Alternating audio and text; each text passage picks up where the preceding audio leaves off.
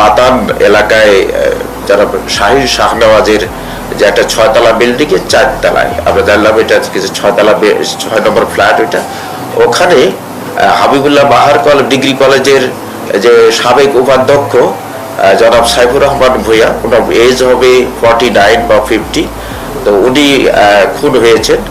ওনাকে আমরা এই বিষয়টা জানতে পেরে দেখলাম যে রুমের মধ্যে রক্ত তখনও বেশ জমাট বাঁধা।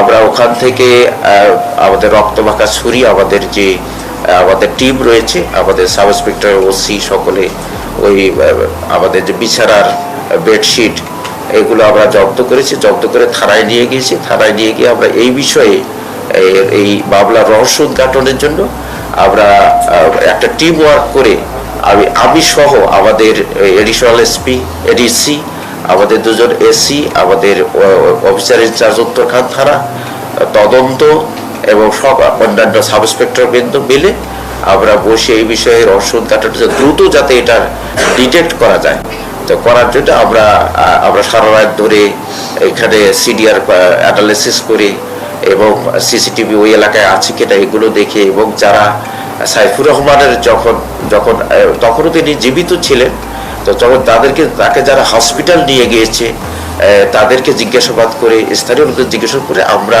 বিভিন্ন দিকে আমরা পাঠিয়ে দিই।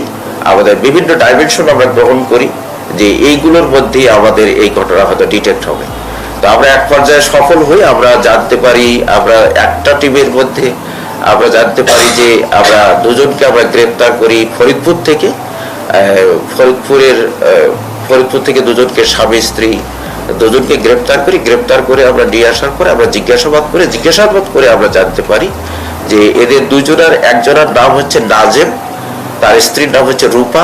নাজেমের বয়স হবে 21 বছর বা 22 বছর, রূপার বয়স হবে 20-21 বছর। তো তারা 6-7 মাস আগে মোবাইলের এই ফেসবুকের যুগে কমিউনিকেশনের মাধ্যমে তাদের সম্পর্ক হয় এবং তারা বিবাহ বন্ধনে আবদ্ধ হয়।